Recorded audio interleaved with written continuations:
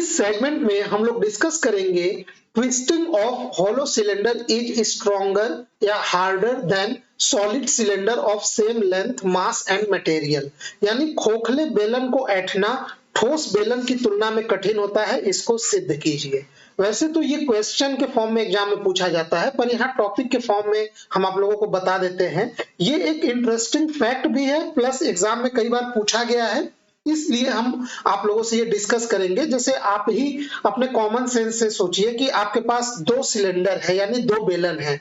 एक बेलन खोखला है और दूसरा बेलन सॉलिड है। शर्त यह है कि दोनों बेलन की लंबाई सेम है, लेंथ सेम है, उनका मास सेम है और वो सेम मटेरियल के बने हुए हैं।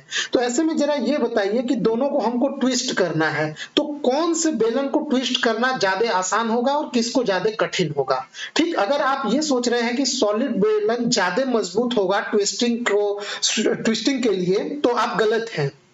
ट्विस्टिंग के लिए जो हॉलो सिलेंडर यानी खोखला बेलन होता है वो सॉलिड की तुलना में ज्यादा मजबूत होता है, यानी खोखले बेलन को यानी हॉलो सिलेंडर को ट्विस्ट करना ज्यादा कठिन है सॉलिड सिलेंडर की तुलना में। ठीक है, मैं ट्विस्टिंग की बात कर रहा हूं, इसी को हम लोग प्रूफ करने वाले हैं। ठीक है, तो चलिए शुरू करते हैं। देखिए, सॉलिड सिलेंडर के लिए जो ट्विस्टिंग कपुल पर यूनिट ट्विस्ट होता है वो C = pi eta r to the power 4/2l। r क्या है? रेडियस है सॉलिड सिलेंडर का। l क्या है? लेंथ यानी लंबाई है सॉलिड सिलेंडर का। जबकि हॉलो सिलेंडर के लिए ट्विस्टिंग कपुल पर यूनिट ट्विस्ट क्या होता है? C' = पाई ईटा/2l r2 to the power 4 minus r1 to the power 4।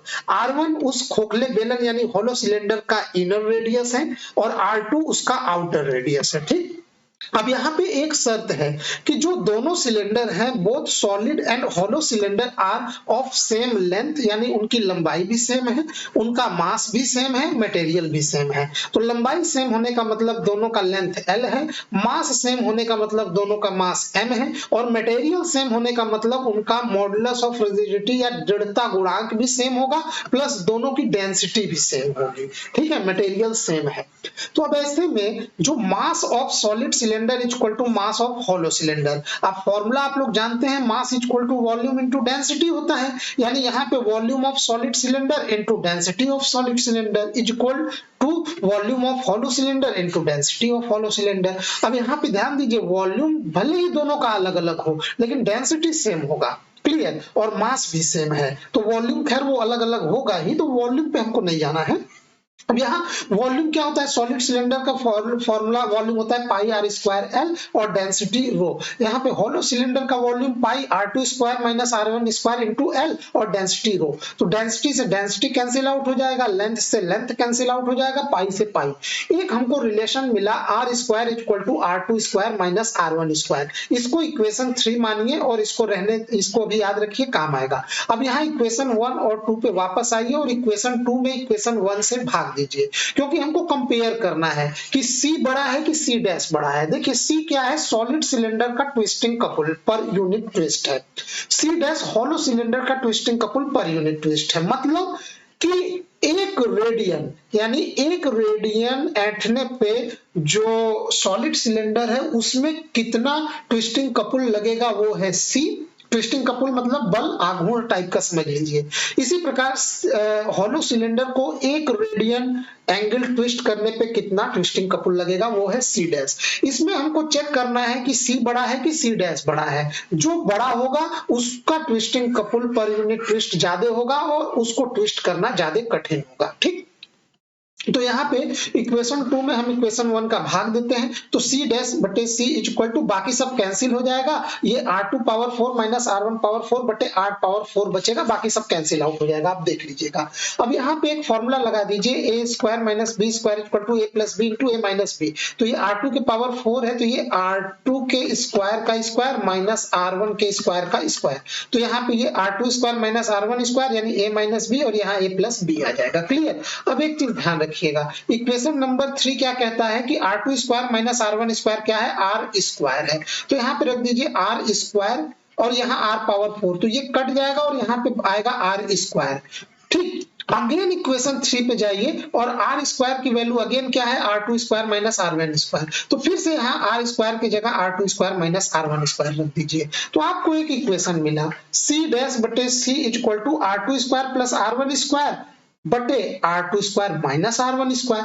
अब देखिए यहाँ प्लस है और यहाँ माइनस, तो एक चीज तो क्लियर हो गया कि और हाँ यहाँ स्क्वायर में है, ये भी स्क्वायर ये भी स्क्वायर ये भी स्क्वायर, तो एक चीज तो क्लियर हो गया कि ऊपर वाली क्वांटिटी हमेशा नीचे वाली क्वांटिटी से ज्यादा होने वाली है, यानी सी डैश बटे सी इज ग्रेटर देन 1, क्योंकि ये वाला वैल्यू जो है वो हमेशा अधिक होगा इस वैल्यू से। ठीक है, तो यहाँ पे सी डैश बटे C is greater than always 1 होगा, यानी C dash is greater than C. आपको ये चीज जानने को मिला कि जो टॉर्सनल रिजिडिटी है वो हॉलो सिलेंडर का अधिक होता है सॉलिड सिलेंडर की तुलना में, अगर दोनों cylinder same length same mass और सेम मटेरियल के बने हो। इसका मतलब ये हुआ कि हॉलो सिलेंडर ट्विस्टिंग के मामले में, ऐंठने के मामले में ज्यादा स्ट्रॉन्ग होता है सॉलिड सिलेंडर की तुलना में। ठीक, यानी टॉरिजनल या twisting rigidity for hollow cylinder is greater then that for solid cylinder of same mass same length and same material. So the hollow cylinder is stronger than solid cylinder, लेकिन याद रखिएगा twisting के मामले में ये बात की जा रही है, ऐंठने के मामले में, ट्विस्टिंग के मामले में। ठीक है ना, तो ये एक छोटा सा क्वेश्चन था जो कि टॉपिक फॉर्म में भी समझना जरूरी था, थोड़ा सा इंटरेस्टिंग फैक्ट भी इसमें ये छुपा हुआ था, इसलिए मैंने इसको अलग से ये एक डेफिनेशन के फॉर्म में पढ़ा दिया। ठीक, तो आई होप आपको ये एक छोटा सा सेगमेंट पसंद आया होगा, अच्छा लगा होगा। ठीक है, और एक चीज और मुझे यहाँ पे बताना है कि जितने भी ये वीडियोस हैं, जितने भी यूनिट के, वो सारे प्लेलिस्ट बने हुए हैं। जैसे ये यूनिट 6 पढ़ रहे हैं तो आप लोग हमारे चैनल के प्लेलिस्ट में जाइए, वहाँ BSc first semester physics unit 6 notes के नाम से प्लेलिस्ट है, वहाँ पे ये सारे इस यूनिट के वीडियोस बिल्कुल क्रम से मिल जाएंगे। अगर वहाँ प्लेलिस्ट में खोजने में प्रॉब्लम होता है तो आप इसी वीडियो के या किसी भी वीडियो के आप डिस्क्रिप्शन बॉक्स में चले जाइए, वहां उस सेमेस्टर के पूरे कोर्स का यूनिट वाइज वहां पे प्लेलिस्ट का लिंक दिया हुआ है और नोट्स का भी लिंक आपको मिल जाएगा। ठीक है, तो बस इतना ही मुझे कहना था। वीडियो देखने के लिए आपका बहुत बहुत शुक्रिया।